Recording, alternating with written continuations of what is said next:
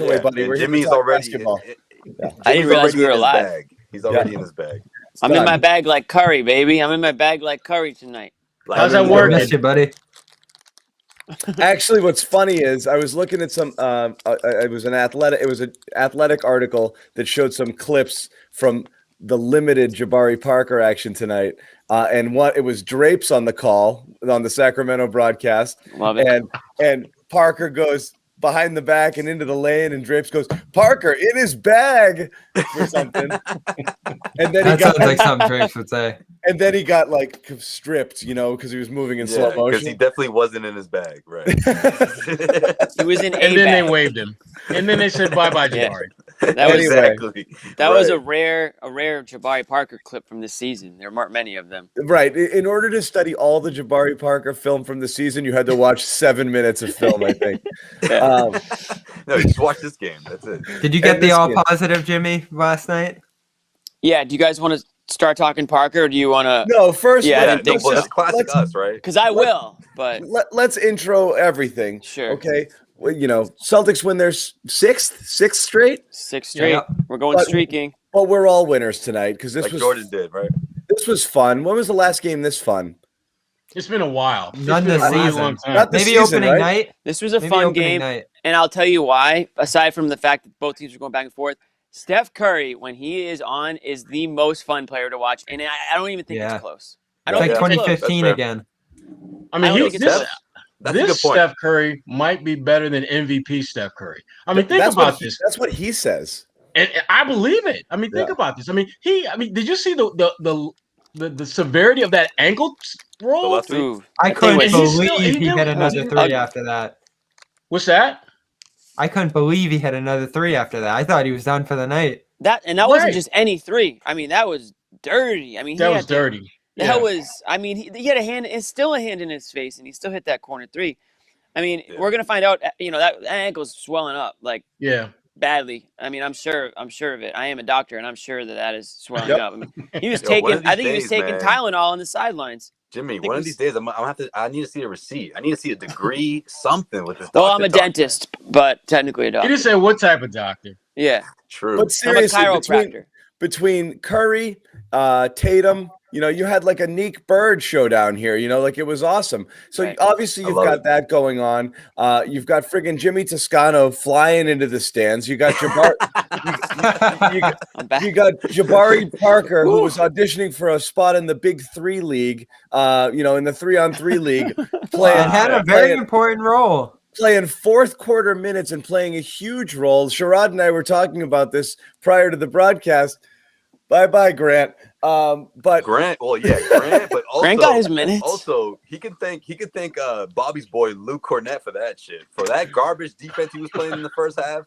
If Brad went back to him in the second half, I was gonna start the show calling out Brad Stevens no matter what happened. Well, again, Luke's a good pick and roll defender, but not the Curry pick and roll. No, no one is a good Curry pick and roll defender. Or the Poole, excuse me. Poole had a good first half. Poole was peeling the Celtics up all game long. Ken Bazemore gave your boy the business. Yep. Wiggins had an awesome game. All right. Enough. We're just running through the bums of the Warriors right now. Wiggins plays some good defense, by the way. Cornett trying to stay up with those guys. Until Kemba Walker gave it to him. I'm here for that for sure. Yeah. That was Kemba Walker UConn Big East championship against Pittsburgh. That dagger he said. This was a big night for Kemba Walker. Man. You got to give it up to Kemba. Kemba was really good tonight. Really good. This was a good night for Kemba and a bad night for John. Very bad night. I like Kemba Walker. Kemba saved the game. I am worried about Kemba Walker long term. That's it. I like Kemba Walker. It was a bad night for your worries. Yeah, I like Kemba. Kemba was awesome. Especially, when you needed it too. Like he had a pretty nondescript first half, and then he just comes out bang bang early third, and then kind of goes cold again, and then bang bang again in the fourth. And that's what I mean, that's who he is. He's a guy who gets hot fast. I mean, he's a huge part of that run, and being able to not take over, but get back into the game and then build that lead. And then at the end there, I mean, that last possession, that three that he hit, the dagger three, that was a terrible possession by the Celtics. They were trying so hard to get it to Tatum up high, and they couldn't. And Kemba's like, F it, and boom, They just ran out of dropped it. time. And that's he it. needed to do it. He had to do it, and he did it. I mean, there was no other option at that point. They couldn't get the play they wanted. Credit Golden State, but phenomenal by Kemba. Yeah, but see, that sort of play is what opens things up for guys like Tatum. For someone like Marcus Smart, I mean, people can say what they want about him taking open shots, but he had all the time in the world to drain that three, and he did it. I mean, I'm waiting for the memes on that one, man. Because I mean the fit. Yeah, I know, right? He was just there, like looking at the ball, checking his watch, go take a shower, come back. Going through Warriors were all over the he place. had all the time to just take that. But again, like the opportunity of that is what Kemba Walker, like that's what Kemba does when he's doing that blend of attacking the rim, of course, and draining down that 3-point shot. When he's got that going, he's a constant threat, which has opposing defenses on their heels, and at the same time they're trying to keep up with him. But let's not forget that Kemba Walker, they not only was he, I think, more impactful, they absolutely needed him to be that with Jaylen Brown out.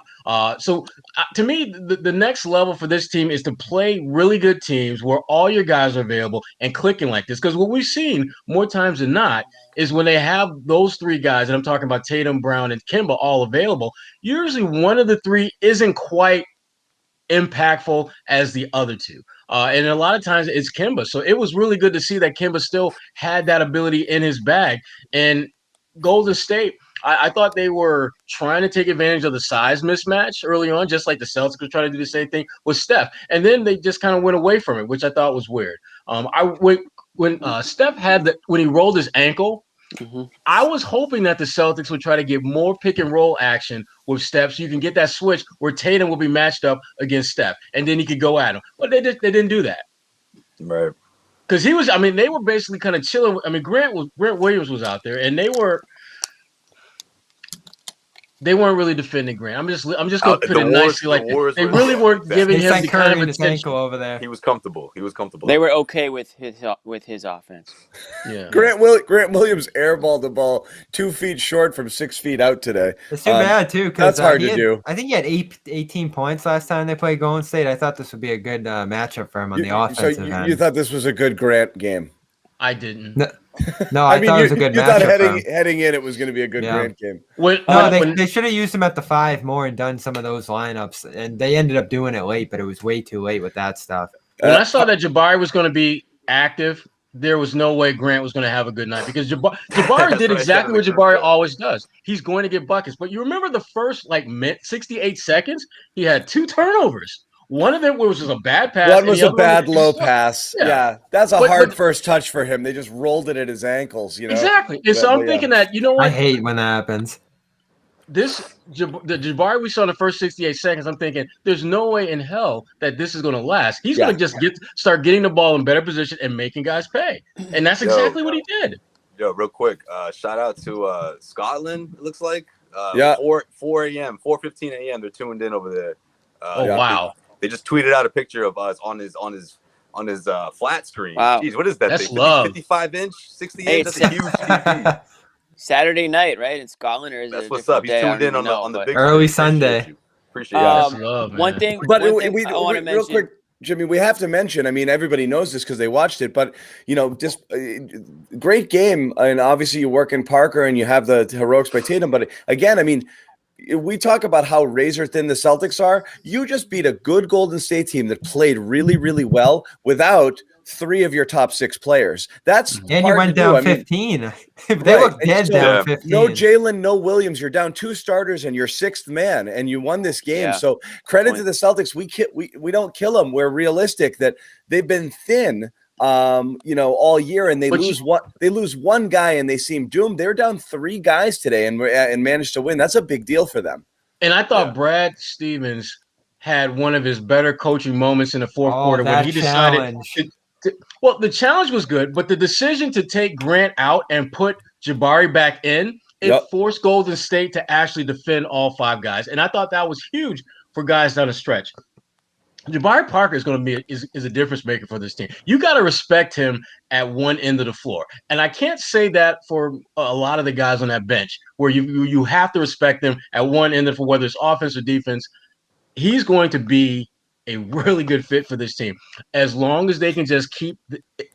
When Robert Williams gets back, for example, and they have a rim protector, I think you're really going to see Jabari Parker shine with this group. Yeah, because Jabari Parker, I mean, that easy pass defense that he plays, it's alive and well.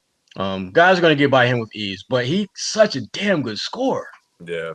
I just think it makes everything easier for that front court. I mean, now you have that dynamic of you put him alongside, Tristan Thompson, like for options, right? Tristan Thompson, Robert Williams at that 5 position. So many different things you can do. Then Brad doesn't necessarily have to be so worried about what he gets out of Grant Williams. He doesn't have to be forced to put Grant. Nor should anyone be. Yeah.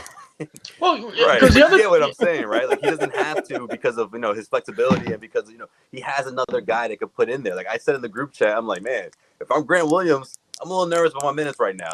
Even before I sent that before the game even started. Like Jimmy, stop eating, the flexibility that Jabari provides on both ends of the floor. I'm not eating. I hear your freaking rappers, dude. Grant's in trouble if he doesn't I'm not doing anything. If he doesn't differentiate himself from the rest of the pack, from the rest of the group, he's in trouble with his playing time. That post up move. Fine, he had 2 cleanup offensive rebounds to get his first couple of buckets. Then, got fouled on a kind of ugly looking drive. So his early points were kind of ugly, but that post up move was sexy as hell. Yeah. And that was when he backed him down and him down in a little turnaround. That was a scorer's move, and that's the first thing that got me up off my seat. Because like I said, the first couple were garbage, like I said, cleanups, and then the free throws there, but that move was sexy. That got you up out your seat. That's what John played to get you out your seat. No, but I was easy, like, John, easy. He was like, yo.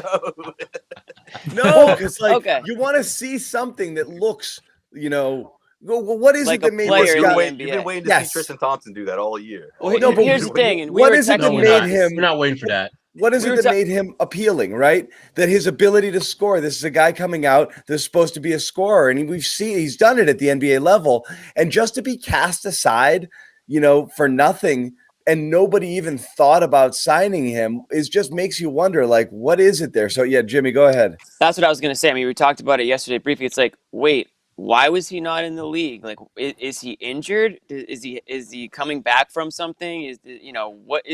What is keeping this guy from being in the NBA right now? Right. And, it's kind of baffling to answer that question. I can't figure out why he didn't play at all this season for the Kings.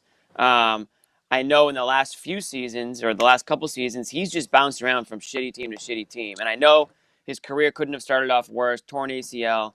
He ends up, somehow he ends up on the Bulls like during the Boylan era, and we all know how that went for everybody on that team. He goes to DC, where it's just another bad situation. And then to Sacramento, which is one of the worst NBA situations a player can find themselves in, generally speaking, over the last 20 years. So this guy has just had shit luck ever since he entered the NBA. And I loved what Brad Stevens said today. It kind of goes in line with what I was thinking, is that, sometimes it just takes a different sort of a new beginning, a different scenery. Brad Stevens didn't say this, but he alluded to the fact where they think that they can sort of tap into something that Parker has in him that, he hasn't been able to show. And I compare it a little bit to the Evan Turner situation when, the Celtics bought really low on Evan Turner on a 2-year deal, and he came into Boston, turned into a fan favorite, and, turned that into a massive deal in Portland. And you can say whatever you want about that deal and how that ended up for them. But the point is, Evan Turner came to Boston as sort of like a former top prospect who didn't really seem to, reach his potential, and then left Boston as, a coveted free agent. Will Parker, end up to that level? I don't know, but certainly he's showing that he has, the talent to be in the NBA and to play on an NBA team. And I think him being in a good surrounding, a good organization like the Celtics can do so much for a player. So many players will tell you, like, they just need to be in the right situation. They just need the opportunity. And so many good NBA players, I think, over the years have probably not been able to tap into their potential because of circumstance and situation more than anything else, not because they're not good enough.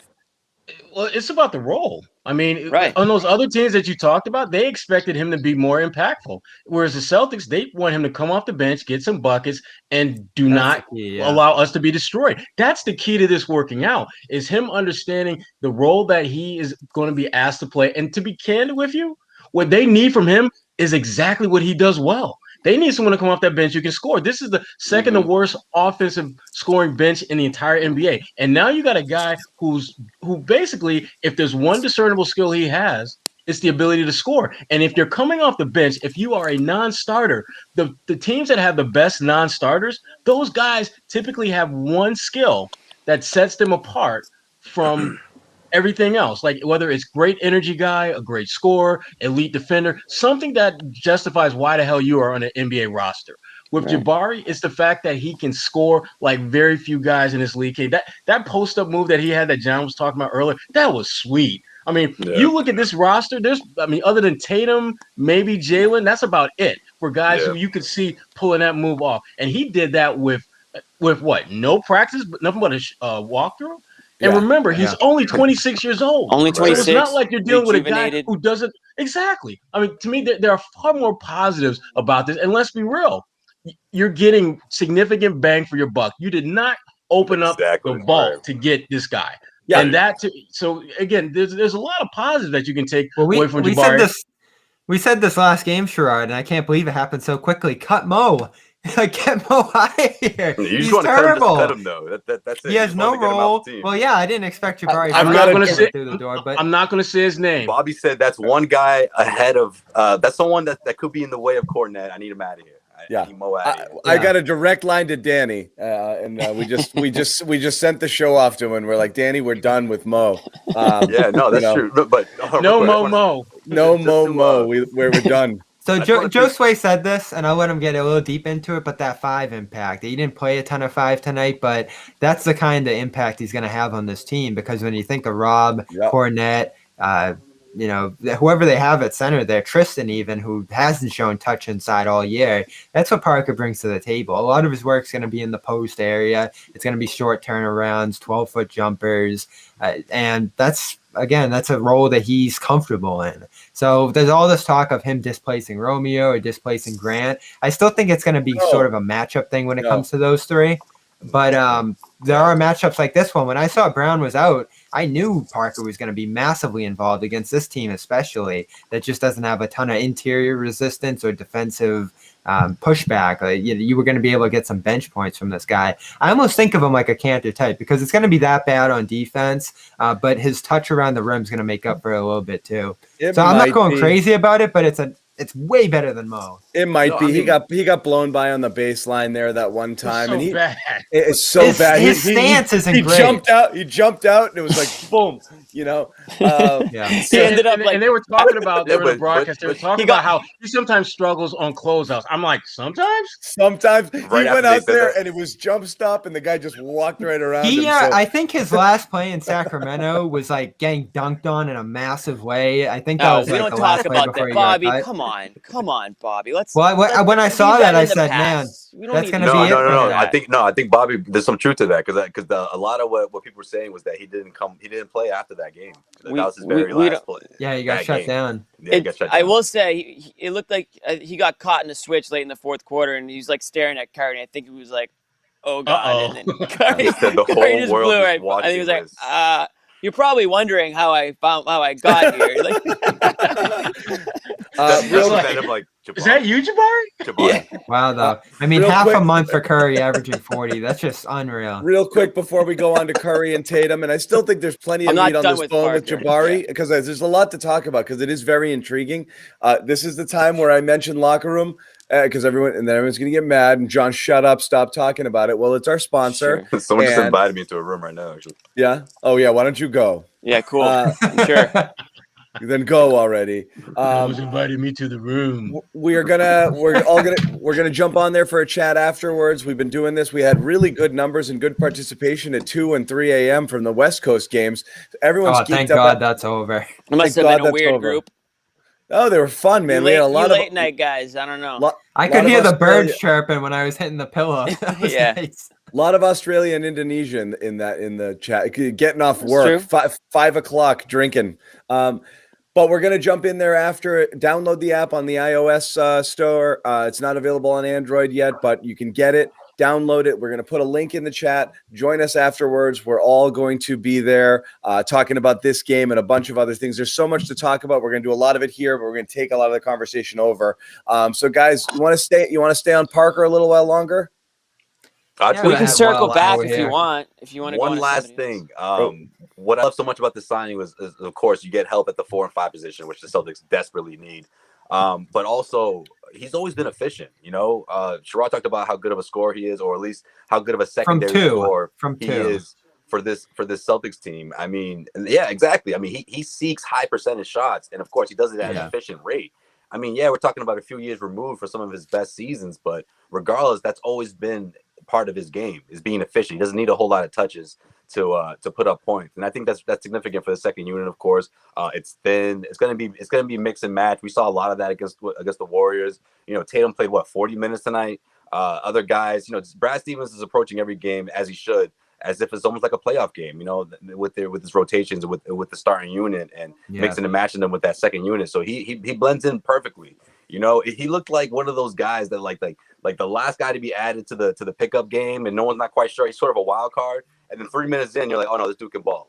That's what it was like out there for him, where he's not 100% obviously, up to par with everything that the Celtics do in the system, but he was able to blend right in off of pure sheer talent.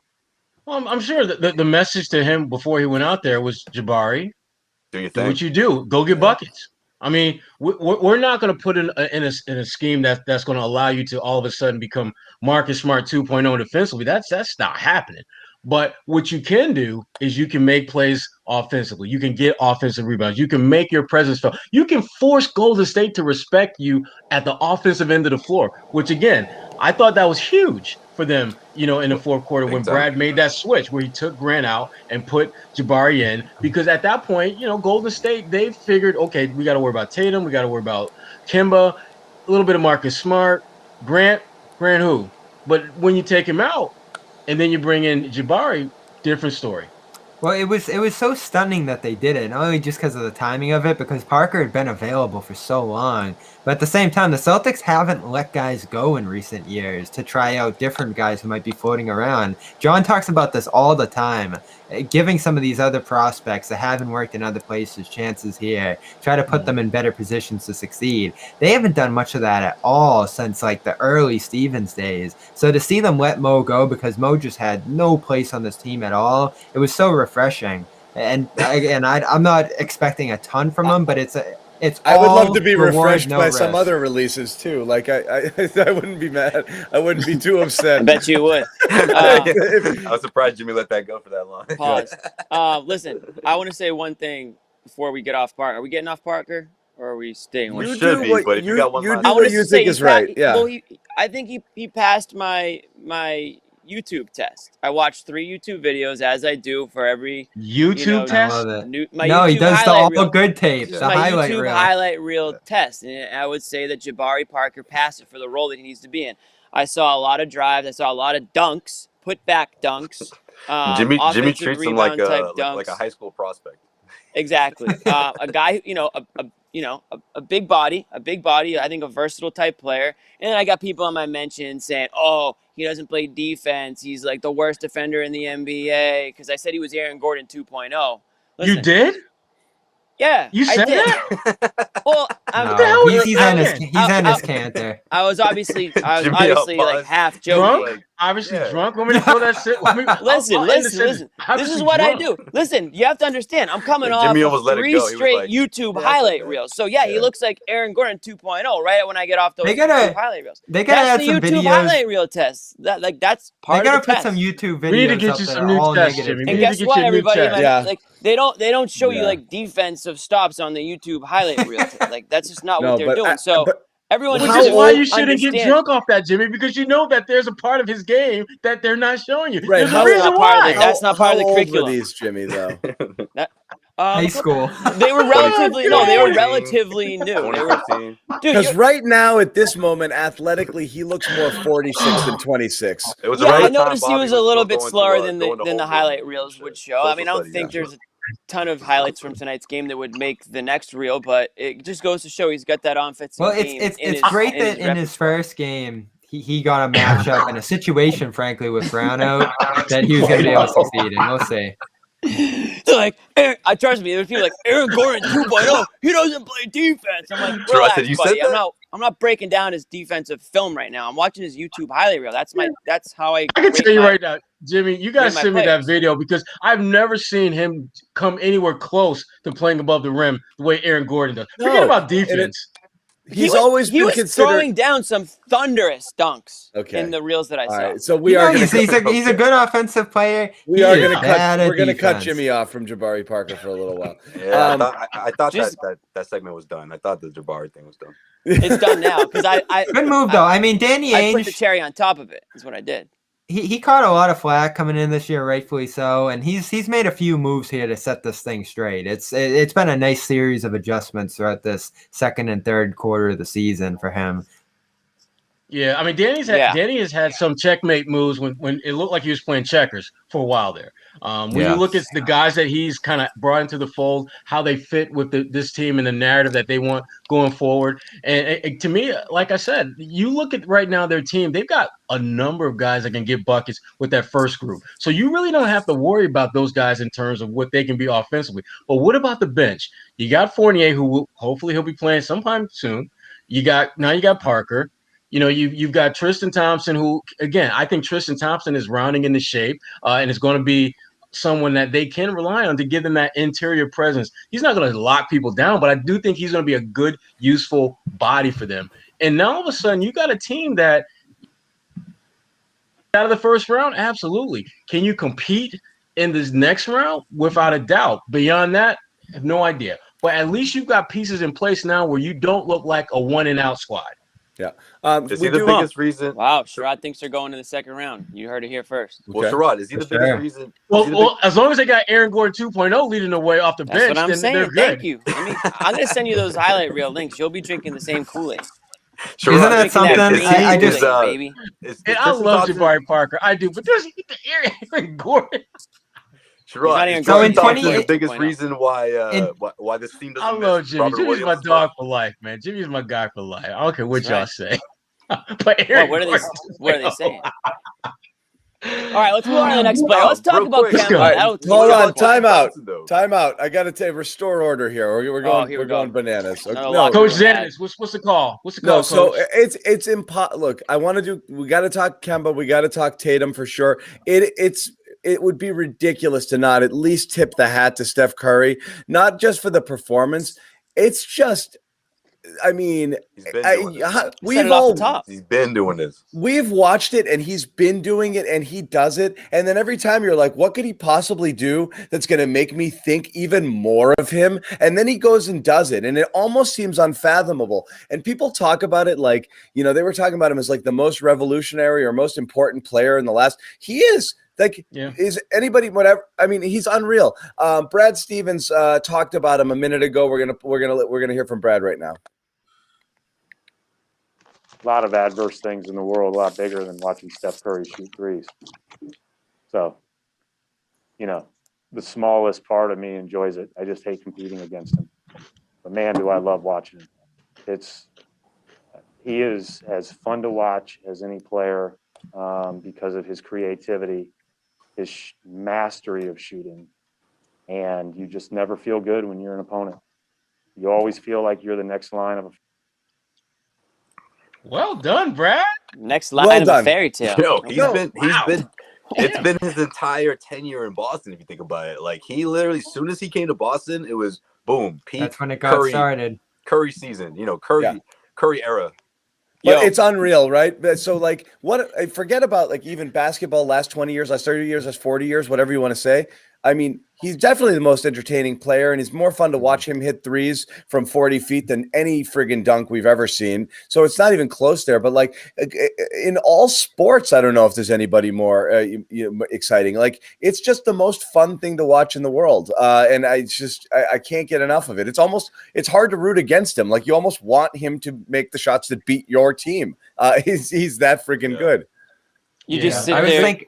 You get caught. You're just like, this is amazing. Like it goes in, and you're smiling, and you're like, wait, am I rooting for the other team? I forgot. It's not. You're not mad. You know, when Embiid scores, I want to friggin' jump through the screen. You know, and kill him. I'm so angry. When Curry scores, I'm like, that was awesome, man. You know, like I was thinking when Luka hit that little floater shot for the win the other night, I'm like, I've never seen anything like that. Luka's like that too. Actually, I feel that way about Luka too. I mean, well, that's how Curry is always shot. Frankly, like when he shoots from three, it's like he's putting up a layup around the rim. It's just a touch, the touch factor. Like he's hitting a little floater in the lane, but he's doing it from 35 feet, 40 feet. And what made me notice it was when he did that behind the back left-handed hook. Because who's shooting offhand three-pointers? It was just ridiculous, that shot he hit through the and one with Grant jumping into him. That was one of the greatest shots I've ever seen in my life. So this dude practices shots at home from the damn concourse area where they come out for games.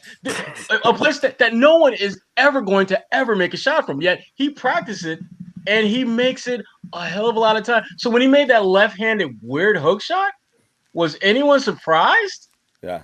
So what was No, not at all. No. That's why Kyrie's that amazing. Kyrie does that stuff too. He does all sorts of in his practice and his warm-ups. He's hitting 1 foot lefty, blah blah blah. All these creative shots that you have to hit when you're kind of doing weird stuff. You gotta try those. But Curry, exactly. He's used to shooting from 50, 60 feet, weird angles, all sorts of stuff. So I mean, you know, he gets a straight up 35 footer. He's like, this is a layup for me. You know, like. But I tell you what though, Jayson Tatum has found that killer within. I did not anticipate that we would see this type of killer instinct consistency from Tatum right now, but damn. I mean, he's looking at all the big boys that show up in the building like Steph Curry, and he's like, what you got? I know you're great, but guess what? I'm going to get mine, and I'm going to get the W. He was great today. Great today. He was big great. Shots, attacking off the dribble. He did everything you want. He did everything that you expect a top 5, top 10 player to do. Okay, let me say one thing since I didn't get to talk about Curry. I want to say a couple things about Curry, and I'll tie it into Tatum. You want to go back to Jabari too? Did you watch some YouTube clips of Curry beforehand? Yeah, so I just want to say I watched the Curry YouTube clip. I think he's going to be a player. No, but there are a few players. I mean, we're all lucky enough to cover a lot of. He's Ray Allen 2.0, right? We're all lucky enough to have covered a lot of NBA games in our lives, and there's a few players that like. When they are in the arena, there's like a buzz about them being in the arena and the pregame and all that stuff. Steph Curry might be at the top of that list, and that includes LeBron and everybody. And I remember years ago when I was, Sherrod's right-hand man and John was doing the TV thing at NBC, we actually did like on Curry the website at least, Curry Cam. This is pregame. And we got a ton of people watching it. Because everybody wanted to see Steph Curry warm up. I mean, he's just shooting. It was him walking around. Early. Half of it was him like talking to someone. And it didn't matter. He had a ball under his arm. He's just talking to people. Then he's just dribbling lightly. Then he goes through his drills. He's got his little dribbling drill. Then his shooting routine. And we just sat there. Curry Cam. And everyone's just the goo goo gaga as he's doing it. And it was we were dipping into it live on the show, not just running it on the web too. We were dipping in and out of Curry Cam the whole show. Yeah. And like that's just the type of. And I bet you he gets that everywhere he goes. That's just the type of player he is. And when he actually does put on a performance like tonight, it just totally lives up to all the hype, all the expectations. There are some players where like it's way beyond just for like doing for what they need to do for their team. I think they actually believe like they are entertainers. Like there are like the best players in the world believe it's their obligation to show up every game for the road, for the fans. Yeah, there's a lot of people who expect to see greatness from these guys, and Curry's one of those guys that more often than not lives up to that wherever he goes. And like tonight was just one of those special nights. And to tie it into what Sherrod was saying about Tatum, I think he brings that out of other players. They see what's going on the other side, and they want to match that. And, you know, sometimes it takes greatness to sort of bring out greatness. And I think Curry definitely has that effect on a guy like Tatum, who answered the bell. All the credit in the world to Tatum tonight. They were going blow for blow down the stretch there. And the Celtics, you know, had a very, you know, one of their best wins of the season because of what Tatum was able to do. And, of course, he had some help. Kemba had that big three. And we haven't mentioned him, but Marcus Smart, that three-pointer by Marcus was unbelievable. I mean, he faked the hell out of the defender there. The guy was doing, you know, circles on the other side of the court. He had a big offensive rebound late. Big offensive rebound before that. I mean, just the balls on Marcus too, because he airballed the three horribly. That makes him one. That makes him 1 for 8. Okay, and this was a please stop shooting Marcus sort of game. And then the next trip down, he hits a huge three and then hits that really big one late too. So he hit after starting 1 for 8, he bangs down his next two. Same thing, Kemba had gone in a little cold spell and he bangs down two. So and one of those came after clutch by really everyone tonight. And I think one of those came after Brad's challenge. So that was a 6-point swing, which really changed everything that was kind of going on. Yeah. Anyways. Yeah, you were surprised to see Brad win a challenge for once. I didn't think he was going to get it. Well, let's get into challenge. Let's get into Tatum a little bit because you know, we talked about this, right? I mean, we've talked about it a ton. The whole thing with him was getting the better shots, okay? Not settling, and driving more and doing there's no secret here that his latest run here of greatness coincides with him being much more aggressive going to the basket. Even though today he was in his bag with the old Tatum shots, a lot of in-your-face fallaways and step backs. He had that going tonight too. So that's what gets you into the 45-point range, which is where he was tonight. But him just consistently going to the basket. There are sometimes he had people off balance all night. When he wanted it, he got it. If he wanted to get to the basket, he got there, and he was getting there uncontested half the time. This isn't. We've talked about the evolution. This is an evolution of Tatum's game, and one we've been dying to see. Even in his best moments, he shot great tonight. I still want to see him take it to the hoop a little bit more. Man, I mean, it is right, that makes him, virtually unguardable when he's when he's doing that and going downhill and getting buckets that way. Right, no question. But I think the team as a whole, just the way they've been moving the ball movement, you get Tatum gets those opportunities to drive to the hoop easier when he's doing that. And obviously he has to do that as well. So I have to credit Tatum as well with his passing, because although you may not see it in the box scores because they're not they're not turning into assists all the time, but they definitely keeps the ball moving. And you notice how his teammates will make sure that he'll get the ball back at the end of that 24-second, because they're starting to realize that. I can honestly tell, throughout the last couple of games, especially tonight against the Warriors. And I think that when you look at Marcus Smart, someone like that, who obviously, he's been in situations where he tries to do a little too much, or tries to take that big shot down the stretch. Yeah, he took the big shot down the stretch, but it was a good shot because the ball, he started he got the offensive rebound to start the possession, but he's getting that ball back. It's not a couple of passes destined to be a shot like it used to be Celtics, right? I mean, that's what used to drive me crazy. Like, in their mind, it seemed like ball movement just seemed, just give a couple passes and then you can decide what you want to do after that. We're seeing 3 or 4, 5 passes sometimes during a possession, and maybe Jayson Tatum started that possession, but then he gets it back at the end of it with a wide open look, or even better, a wide open lane for a layup. There were a couple possessions tonight where he passed out those. Go ahead, Bobby. I was going to say, there were a couple possessions last night where read some? It felt like he went up jacking threes in those spots. But tonight, again and again, into the lane, finishing through contact. I almost never see him avoiding contact in the lane anymore, which was amazing considering how recently he was still doing that. Probably as recently as last postseason.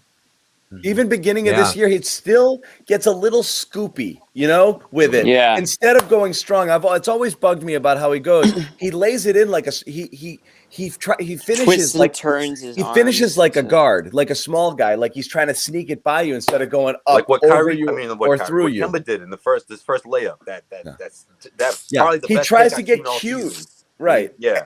And shield it and finesse it instead of going strong. Like you're 6'10", you're going downhill. You should be taking it at people. So him finishing strong and finishing through contact, that's the thing we've been talking about. And when he came in a little bigger this year, people are like, okay, here it is. And he still wasn't really doing it. And to me, I think it's almost a choice, which just, I'm going to do this now. And that's what he's been doing. I think it makes a difference. And I'm no doubt, Josue, the ball movement and the inside outside but today was just we're down all of our stars. Here's the ball, Jayson, go score kind of game. Yeah. And he just did it on his own. It wasn't all ball movement. He was dribbling the air out of the ball sometimes. He was just like, screw it, I'm going to score. Yeah, he was just like, I'm going to do it.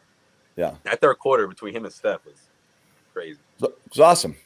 It's awesome. The people here did want to give Kemba his due, so let's give Kemba his due. In addition, obviously hitting the big shots, the finishing is another thing we keep talking about here. He opened it up with, that opening drive was ginormous play, gorgeous, right? Is Bobby on serious delay? That's the Kemba we like. You know what? I think that's. I think he might be. Yeah, I think that's what it is. Boot him. Boot him. He's live on the scene. Such a great teammate, Jimmy. He's not even boot him. I know, right? Immediately, too. Immediately. Get him out of here. Damn, Jimmy didn't even hesitate. Damn. Boot him.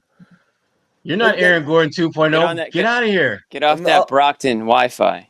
Well, I'll let you guys go crazy over Kemba.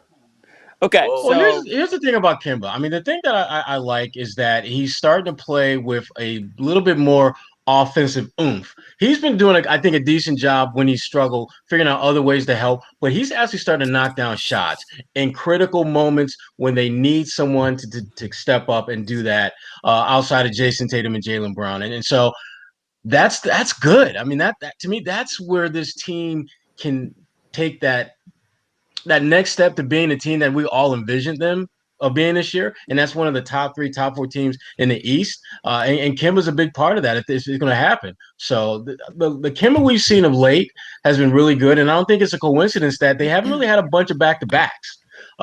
So that's allowed him to get into a nice rhythm. Teammates get into a rhythm. And the Celtics are obviously a much better team when Kemba is in a good rhythm.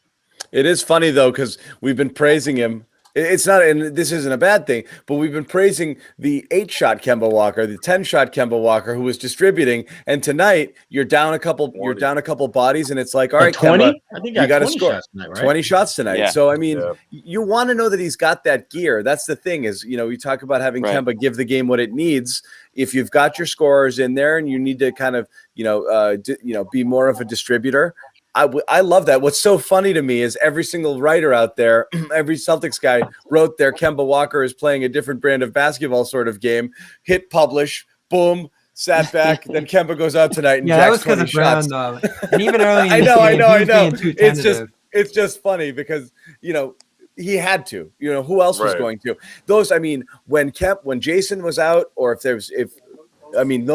some of those offensive lineups tonight were so grisly. You're just like you knew it when they took that lead in the third, and then they got into their bench a little bit. You're like, oh god, like first quarter bench was hard. That's when I started I was talking trash about Cornette. I'm like, what's going on here? Like, is this what we're gonna see? Like this guy on an island getting caught up on switches, and the second unit just struggling, even with Tatum out there. Yeah, but.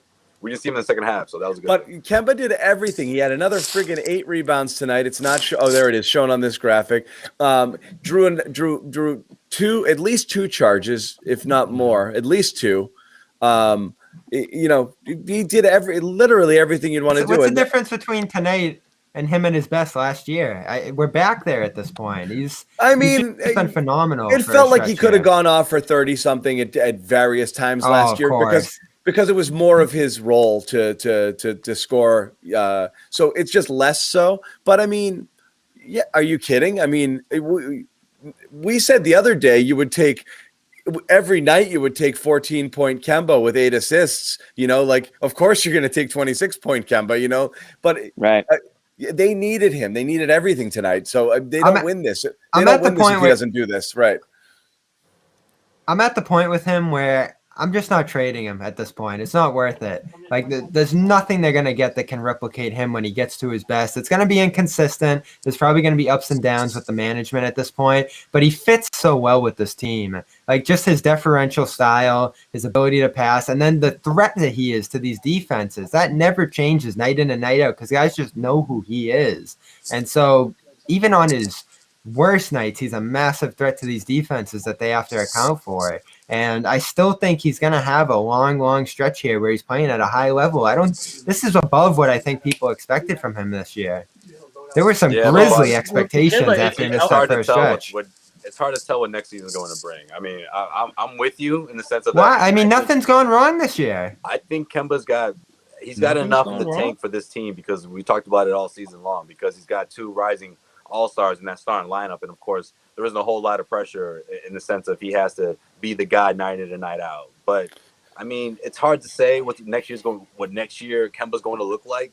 But we've been telling you this all year, Bobby. I mean, like that contract, even if the Celtics really wanted to, it's tough to move right now. I mean, but then again, they can't. But that's the point, Josue. If they were getting something great for him, sure, but they're not gonna. Right, but even so, but either way, a solid postseason performance could change that. But it's difficult to gauge how much the Celtics are going to lose in that trade. You know, it could be a lot. It could be a lot to hand over, you know, for a lot less than what Danny's willing to do. Yeah, the Kemba trade offseason conversation is one of 2 conversations. It's if he wasn't good enough to get to at all, and you just literally didn't want him, you just want the money off the books, that you basically sell him. That's not the case right now. He's clearly good enough to play on your team. So the other conversation is, could you trade him for anything of value? And the answer is also no. There's no way you're going to get something as good as what Kemba is for you right now. So you're going to ride or die with Kemba probably for the next 2 years. So if you're getting anything close to the version you're getting this year for the next 2 seasons, that's fine. You're thrilled with that. So there's just no way you're moving Kemba for anything that's going to make you better. Realistically, you're going to do it just to clear the money off the books, or you're going to keep him and then hope this is what you have. And if he's playing like this, you're fine. You have no worries. Yeah, right. Why would you? Yeah, you wouldn't. You're not trying to mess with success, as they say. It's the problem is. And that's the thing. It's not ideal at this money to have. Ideally, that $37 million would be someone else. It's not. So at this point, you're living with it because you have to. Right. Yeah, you take it, and you know the more he can give you, and the more he can sort of be a chameleon out there and give the game what it needs. I mean, I think recently he's shown that he can. So maybe that's him saying, "Hey, listen, like everyone's tossing my name in the mud right now, saying I'm just like this albatross contract and I can't play or I can't contribute." It's like. Not quite the case, I mean, like Kemba doesn't watch the Garden Report. Yeah, thankfully. But if he watches, ESPN, I don't know what they're saying, but I guess the point is, I think he's still showing that he has a lot of value and he can bring a lot of value to this team. So again, like you said, I mean, you're not going to get a whole lot back for him because of the money, not because he can't play, because of the contract situation. That ties up a huge amount of that value that you'll get in return. So if he's on a much lower contract, sure, you get something, but at this price, you're not. So use him for what he's good for, and that's right now. That's offense, which is certainly what they need. See, I don't agree. I think his value is more than just offense. I think there are other things that he can do, and I think he's starting to show that. He started showing that when he was, frankly, not making shots, because that was my concern to that extent, that all he could do is offense, and when he doesn't have that, what good is he? Well, he's shown that he has value beyond just being a shot maker, and that, to me, only amplifies the need that this team has for Kemba Walker. Now, does that mean that you don't trade him under any circumstance? Absolutely not. In fact, I think Danny Ainge would be wise enough. Oh, he's going to look. You got to know the value of your players. You have to. If for no other reason than to know whether or not others cover them as much as you do. And if they don't, then that's something you deal with. But with Kemba Walker, you are not going to get someone who can impact the game the way he can as a scorer and be content with being the number 3 guy at best. Guys with his type of skills, they want to be the alpha or at least the Robin. Kemba is perfectly fine with being the number 3. He's Tatum and Brown. Exactly, and that's okay. He's Alfred. Because to me, he's Alfred. Here's the thing: he's in the back. if Kemba's my number 3, I'm feeling really good because there are very few number 3s that have his type of resume, his type of ability. My only concern with Kemba is the concern most people have. Can he stay healthy? Can he stay healthy enough to get through the playoffs and be impactful there? Yeah, I mean, I guess we'll find out. But I right now I have less concern about his health than I've had since the injuries. You were early on the apology, Jimmy. I give you credit. Well, it's less concerned about the health and more concerned about. To my credit, it was he hasn't made me take it back. So shout out to me for apologizing as soon as I saw that it was due. John right off the bat. We're gonna be 2 rounds into the playoffs. He's gonna have a 30-point game, and John's still gonna be like, I'm worried about 2023. I'm worried. No, look, the people in the chat I think not all, but some people aren't seeing it. There's a lot of chatter. No, but I'm saying there's a lot of chatter about they're never going to win with Kemba. Like, Kemba Walker is not ideal for Boston, okay? It's not an ideal fit with this lineup. He's remaking himself a little bit here, as Sherrod has said, to impact the game in different ways. He's still an undersized point guard who other teams can hunt on defense. He's a streaky shooter. He's not ideal. You in a perfect world. I mean, yeah, but that's not the argument we're having. With every ideal player the argument you're having right now is throw the salary out the window and look at the player, and the player has his value over anything else you could either get for him in a trade or anything else you would play on your team is way higher than that. He's much better than anyone else you're going to give minutes to on the Celtics over him, and anything you'd be able to net in a trade. So it's the best you're going to do right now. That's what we're saying, I think, as far as Kemba is concerned. I think he is good enough to, the reason they are in the position they're in is not because of Kemba Walker, okay? So let's get off that. I think if they're good enough to go to the Eastern Conference Finals and they're, good enough to be a game out from being in the NBA Finals, then don't tell me that Kemba Walker is the problem and they're not good enough to win them. It was a team-wide issue is the reason why this team is where they are. It's not just on one player. Well, so I think he is talented enough to be on a championship team, whether it's this team or another team. That's one thing I want to talk about, actually. So prior to the game, and I know these are kind of fluffy, and the sideline reporters or the whatever reporter, Rachel Nichols, does her pregame interviews with people, and she goes on the pregame broadcast and she says that the core 4 have had a lot of conversations recently, and that's Marcus, Kemba, Jaylen, and Jayson, and some hard conversations talking about how they have to be the leaders. Wait, John, would you call them some difficult conversations? Uncomfortable? Uncomfortable? Yes. No, I'm bringing this right to you, Josue, because we've all discussed this. No, that they've had difficult, uncomfortable conversations. Okay, and among those things, basically the way she worded it was how everybody follows their lead and things are important and they have to be positive, and that includes how they react to things and their body language. Okay, now when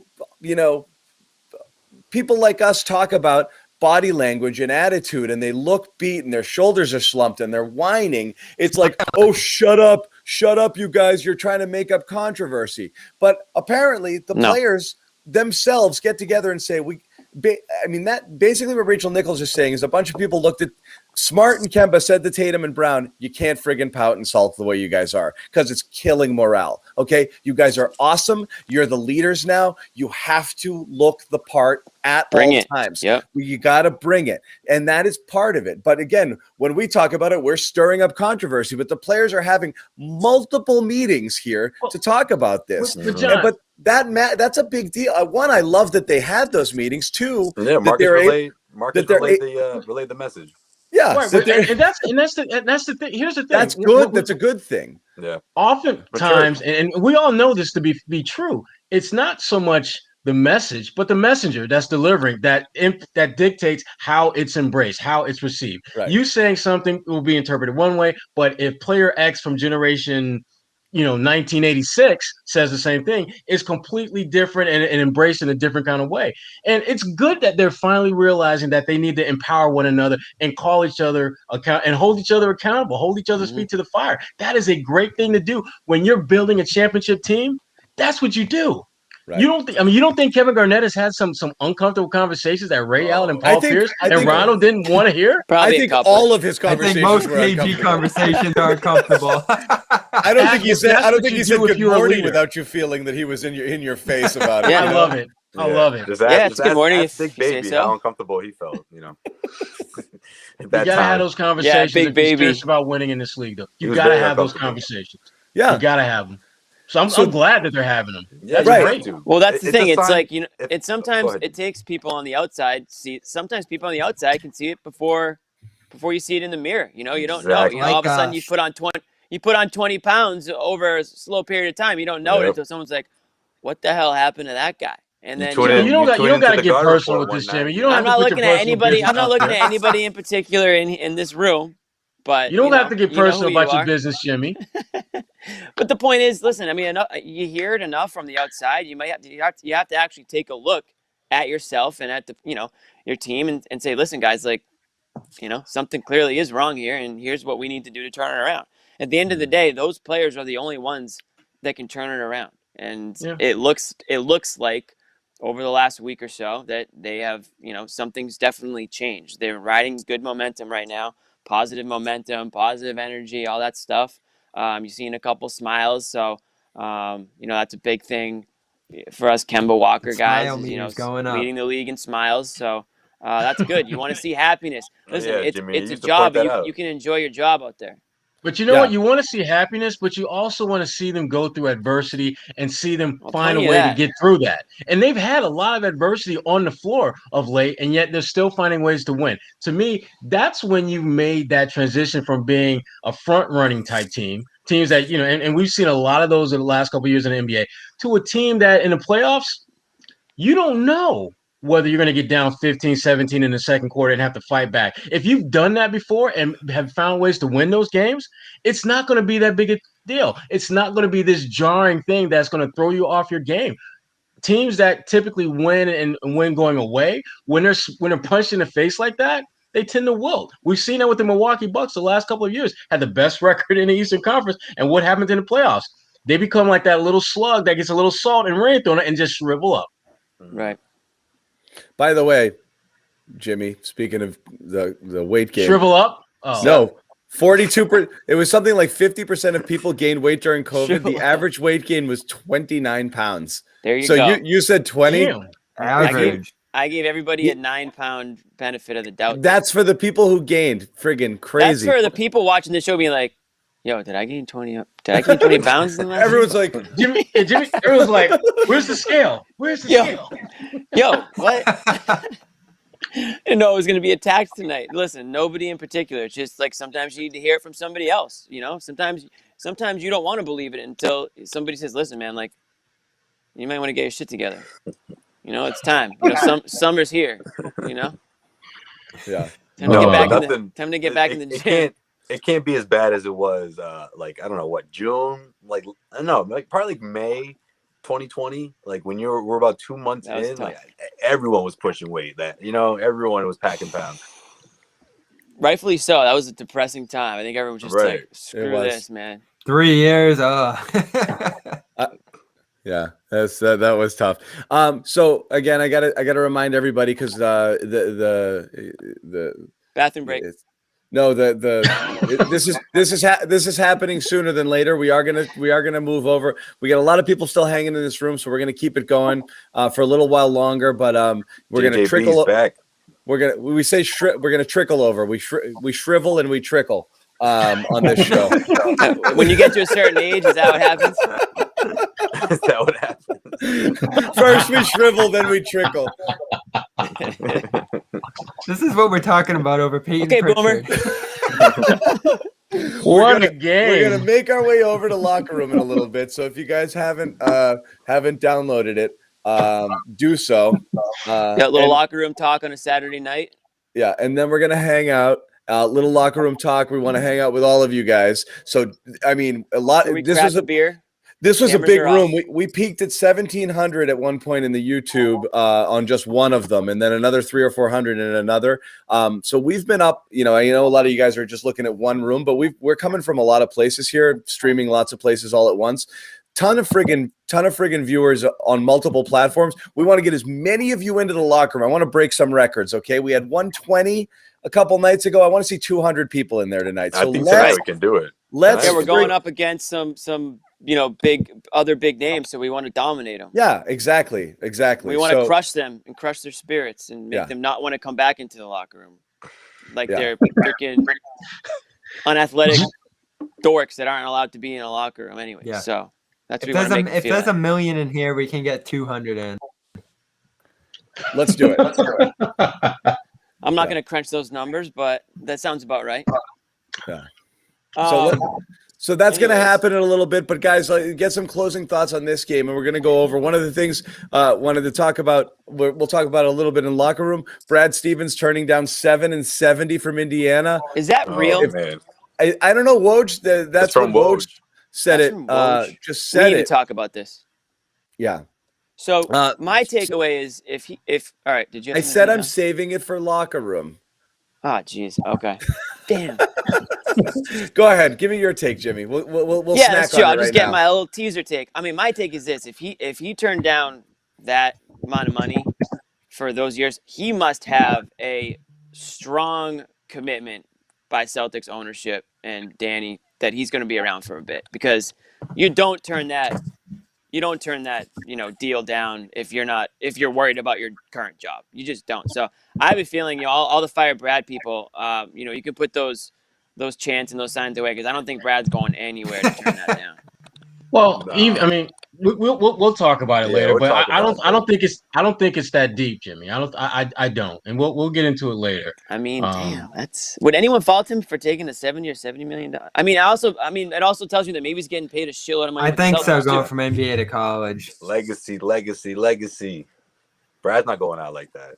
Legacy. This is great talking about legacy. This could be a great legacy for Brad if he's able to pull this off. Whether it's next year, whatever year it happens, to make that switch to grab a championship, become an NBA championship coach, he's not giving that up. And obviously, I'm with you, Jimmy. I don't especially think with Tatum and Brown. I don't think what he's getting paid from the Celtics is way off compared to what it was offered. But at the same time, I mean, even the pay raise, I don't think he's taking that, because again, it's the legacy. I just think he feels pretty confident he's going to be able to stick around here. No coach has ever done that before. Brad has a chance to do it. So I believe that. Well, that's true, check. Jimmy. He was never close to getting fired. Never. No, I know he wasn't. And I still don't think he is. Certainly not. So again, if he felt that he was, or if that conversation should even be in and come up, and all of a sudden Indiana comes knocking on his door with a big ass contract like that and all that stuff, then I feel like maybe he would have considered it. But I just feel like he's not close to parting ways with the Celtics, which I'm fine with. We've gone on this show, and I know we've talked about on the show is be able to have the conversation that if things are going wrong, nobody's untouchable. That's pretty much what we talked about. A lot of people just turned that into Fire Brad, which we knew was never going to happen in the middle of the season anyways. And since then, things have started to turn around a little bit. So, again, I mean, it's a lot of talk more than anything. But yeah. Again, we're going to head over in a little bit. Bobby, if you're having technical difficulties here, you can jump to and come over to locker room on this a little earlier. If you want, but Sherrod and I are going to jump over in a couple of minutes. Sherrod, closing thoughts here on this game before we head over? Hell of a game. Tatum did the damn thing. Jabari Parker, a.k.a. Aaron Gordon 2.0, according to Jimmy Toscano. Yeah, Jimmy, you fucked up. You heard it here first, baby. He ain't gonna let that one go. Dude, that's on Twitter. I tweeted it out. That's out there. I'm not deleting it. Can you not like a tweet? I know. Yeah, you have to hit the retweet button first. That will definitely not happen. As a test, we should hit the retweet button. Just see how much hate I get on that tweet. You don't want that. You don't want that smoke, Jimmy. You really don't. No, this was a great game, man. This was a really good game. It had, Steph Curry had another amazing game, and they were able to withstand the storm, get the win. Only thing they can do now is try to keep it going and get more and more playing time for Aaron Gordon 2.0, otherwise known as Jabari Parker. And get Fournier back. It'd be nice to see him out there. Yeah. This is my optimistic take. Okay. Oh, boy. I have. You know how to make one? Jimmy, who was the most bullish on the Celtics' chances last year in the playoffs? John Zannis. Okay, That was a long time ago. I know. I call it how I see it. Okay, I know. I'm giving you shit. My most optimistic take on this team is not that I think that they're the most talented or have the horses necessarily to beat Philly and Brooklyn. It's just that they're actually going to probably be playing at their highest level at full health just as they're about to enter the playoffs, and that's the best thing that you can say for them, I think. It's you don't know what that's going to be. We're going to find it out kind of late, and they could have a Miami Heat 2.0 where everything is starting to click right at the right time. You will see it, but I'm saying I don't know if Jabari Parker has enough time to get into shape. I don't know. I don't think Jabari doesn't matter. This isn't a team that's looking for Jabari Parker to be. Yeah, like I'm just 10 saying. points, 15 minutes. I'm just saying. But Fournier back post-COVID, a couple of weeks from now, another 5 games. You're hoping he's rolling the way he is. Of course he does. I just started with Parker. John is saying, well, pretty much what John is saying is the Celtics. There's a good chance that we're going to see the Celtics team. Let's say, I don't know, second round, third round, whatever. Game 7, they're out, and you're like, man, if they just had that continuity, if they just had a week together, couple of weeks together at the end of the season, who knows? They could have had enough chemistry to push forward. Whether or not, I don't know if they could have, because it just might be a flawed team or a poorly constructed roster. But you'll never know for sure, right? But they are very likely going to enter the postseason as close to 100%, barring another freak thing that happens if it does, the season's down the toilet, like Tatum, Brown, or whatever. But as close as they're going to be all season is probably going to be very close to heading into the playoffs, which means you might be catching them at the wrong time, careful what you wish for here, scenario where they could be tough. I mean, the Heat came out of a 6 seed last year. Mm-hmm. Is that right? Yeah, that was just a weird bubble. It's a weird year and a weird thing, but as I said, things can go south for other teams. I think the Celtics have gotten a ton of COVID stuff out of the way because basically everybody's had it like twice. Little injuries, nagging injuries. You've given people enough rest. You haven't done the back-to-backs on Kemba. Like I said, that's my most optimistic assessment there. Now, Sherrod, anyone send you the link yet? I want to make sure you have it before we head over. He's got it. Sherrod and I are going to head over once again, locker room, download it, come join us. These other guys are going to be a few minutes behind. They're going to continue the conversation here. Again, we got a lot of people still in the room here, so we're starting to populate locker room. Let's see where we are, Sherrod. You didn't even get my final takeaway, and you're just going to leave? I want your takeaway. I'm just announcing to people who are going to be leaving in a minute. I thought you said it already, Jimmy. I haven't got a chance to say it because John just gave us his optimistic outlook take wrapped in like a pessimistic outlook take, which was fine. That's the best we're gonna get. That's the only way you can do it. I'll say this: my big takeaway from this game, this suck ass team might actually be as close as they are going to be to by the time they hit the playoffs. Yeah, my takeaway is from this game and from the last couple games, really the road trip. The compete level on this team is at a point that we haven't seen all season up until the last week or so. And that is whether it's the conversations they've had or whether it's just, the fact that they're, stringing together some wins and the guys are getting healthier, Smart's probably healthier and Tatum's maybe a little bit, further along from COVID. And I know that there's still a couple guys out, but for whatever the reasons are, these guys are fighting back. They go down, they fight back, they pull out the W. They've done it a number of times now. You don't want them to get in the habit of going down double digits every game, but it is the NBA. It's a game of runs. I don't fault any team from going down double digits at some point because teams can score in bunches now. I mean, you see it all the time. It doesn't take much for a player to get hot. Curry did it tonight. You can rip off 10 straight like anybody. So I like what I'm seeing from the competitive aspect of the team. It looks like they're playing with some togetherness, and that's pretty much my takeaway right there. Thank you for coming to my TED Talk. Thank you, Jimmy. Once again, the link is here. It's in the chat. Okay. Join us. Anyone else need to get their last thought out before Sherrod and I leave? Is Bobby with us? I don't even know. No, I'm good. Physically, I see him, but it's a hologram. I don't know if that's Bobby. I'm here. He's here. I'm hanging in there. Bobby, are you well? Yeah, like sounds faint. I'm gonna leave the. I don't recognize that background, Bobby. Are you being held hostage somewhere? Are you okay? JJB is back. 100%. I mean, Jimmy, unless you wanna lead this one, you can lead that one. What? Lead what? You know, the JJB. Oh what yeah, we do. absolutely. Yeah, the final gotcha, 5 minutes, whatever you want to call it. You guys boogie once again, guys. Locker room, if you will. Locker room. Come join us right now. We're going to hang out. Sherrod and I are going to head over. So jump in there. Sherrod, give it a tweet if you would. We're going to leave. You guys said go. Bobby has COVID. Bobby, I'm dealing with Brockton. Don't do this. Don't do this. Go back to the other one. I can't do this one. Oh, you don't like this one? That's right. I hate that one. I like this one better. All right. So what I like to do is get some questions going. So I can't see them. I mean, the comments. If we get any good comments, this is like a little preview of locker room. This is what we do in locker room, except people are able to actually use their own voice and talk directly. But for the people who don't have it and want to ask some questions and get Bobby's responses, if he can comprehend what's going on tonight. No. Tice deserve a video tribute, he's close, right? Though. He's close to video tribute status. He'll get one. I think he will. You know who never got one? Who came here recently that didn't get one?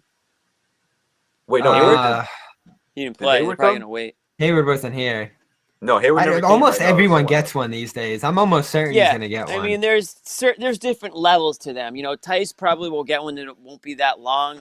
Who did they play last at home? A mix of him arguing about fouls that weren't fair that he should have been called for, and you know, a couple of big threes or something. Natalie asked if I'm gonna stay awake tonight. I think so, Natalie. I don't know. It's not like we had a 10 o'clock game. Like what's up, Natalie? Pritchard, great game.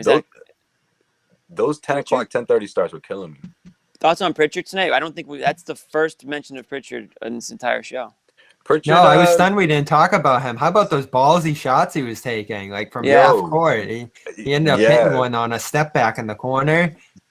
He's getting aggressive, like more aggressive than he already was. Yo, the audacity in the middle of a Steph Curry versus Jayson Tatum show, like really, little cameo.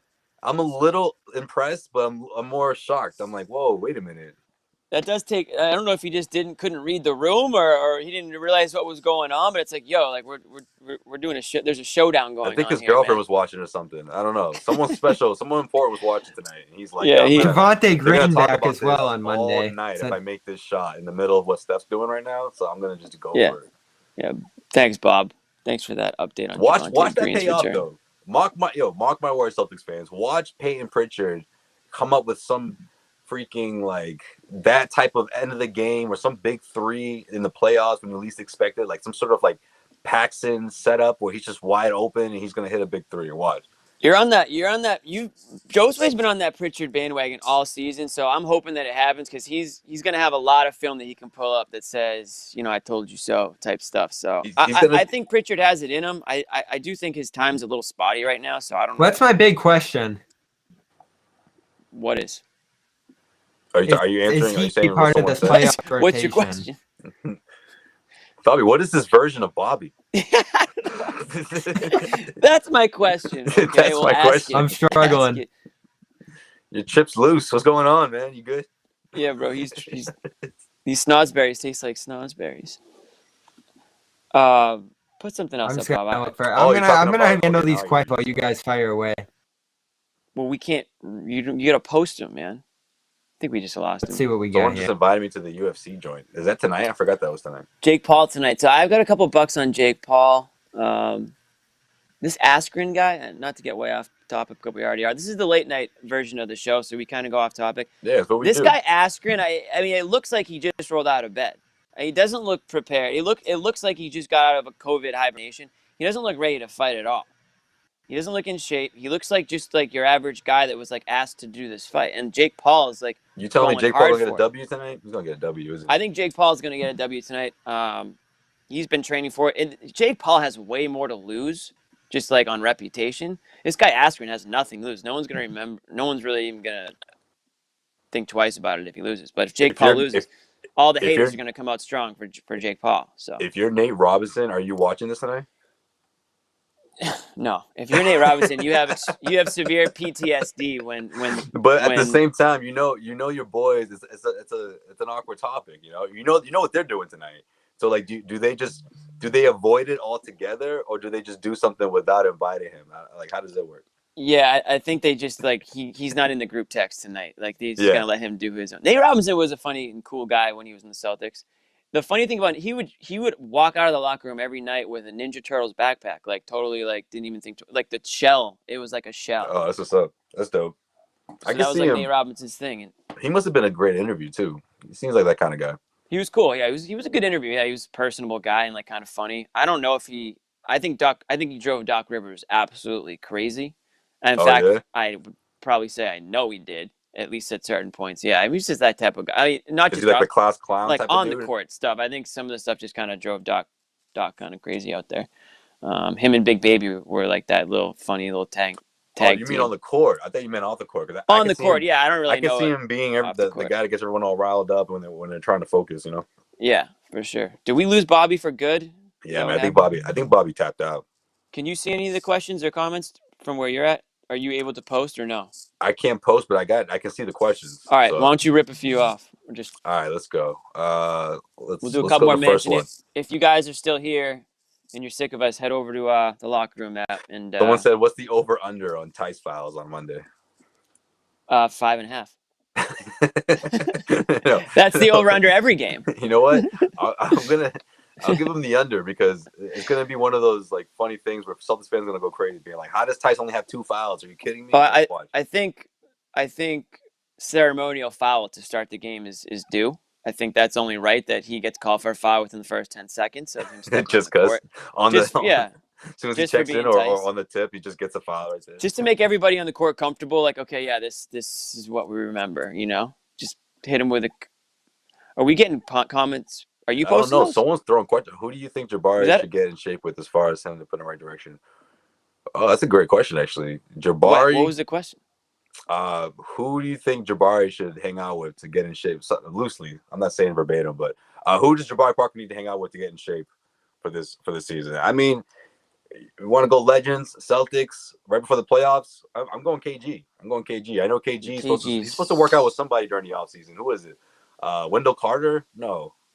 Somebody help me out here. So he's working out with the prospect, either a first year or second year guy. KG ain't helping Jabari Parker. I hate to break it to anybody. Just the attitude, Jimmy. Sometimes the attitude is just the edge you need on defense from someone that's coming off the bench and giving you more on the offensive end than the defensive end. So Jabari that's the first one that came to the first person that came to my mind. So to answer your question, I'm going KG. I'm not even going to answer the question because I have no idea.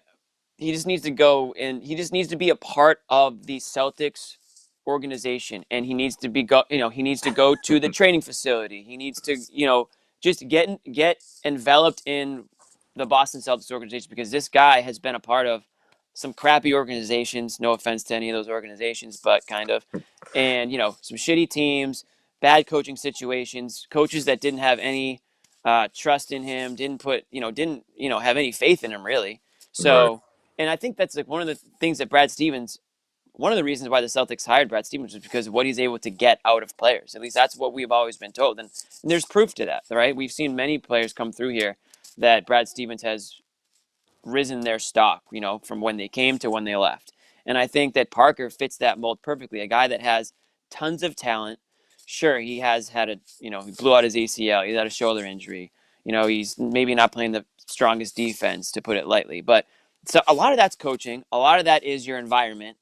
And a lot of that is just, being around winning and winners and people who want to play well and be the best that they can. And I think you are a product of your environment. So if Jabari Parker has it in him, I actually think that the Celtics can get it out of him. And he has this season and next season, assuming that things kind of go well, to, sort of flip the script on what people are saying about him. I mean, this guy was literally released from the freaking Kings. They didn't even play him. They released him, and nobody was knocking down the door to pick him up. I mean, he's been out there for anybody to take. And now he has the chance to say, hey, you guys all screwed up. Celtics took a chance in me, and now I'm going to show you why they were right and everybody else was wrong. And then next year, he hits free agency after another season with the Celtics, and maybe he turns his career back around and he signs a legitimate deal with another team, and who knows. But I think that possibility is there. Aaron Gordon 2.0, maybe that was a little much of a little stretch, maybe. But listen, fresh off of 3 YouTube highlight reels, that's what I'm going with. So that's the highlight. That's a YouTube highlight reel curriculum right there. You watch 3 YouTube highlight reels and you just go off the top with your thoughts. So, Jimmy, throughout that whole long-winded answer, you couldn't come up with one person that's going to motivate Jabari Parker. All right, that's fine. Fair Jabari enough. Parker's going to motivate Jabari Parker. We're all adults. The here. mirror. We'll say the mirror. Exactly. How about that? Put that mirror up. Say, "Oh right, my God, he's back." Speaking of the mirror, I'm back. Last question.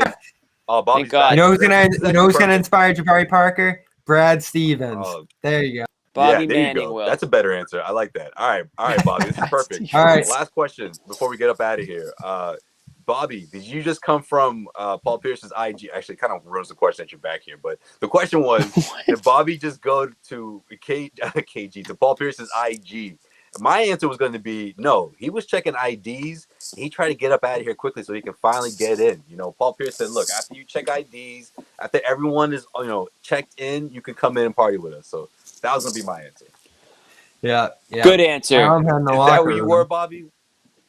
I wish. That looked fun as hell. Bobby's on one right now. I can tell you that. Bobby would have been throwing ones. Would have been chilling. That would have been a fun place to be. This is like my Jimmy LA night. Yeah, that was an elite. I knew they weren't going to do it, but I was just hoping at least someone would just make one little Paul Pierce crack.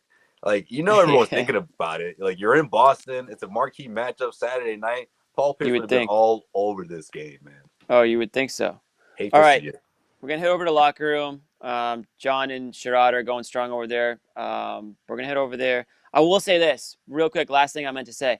I opened up 2 NBA Top Shot packs last night. 2. Finally. I got lucky on both drawings of the Cool Cats, if anyone's into Top Shot, and I got 2 packs.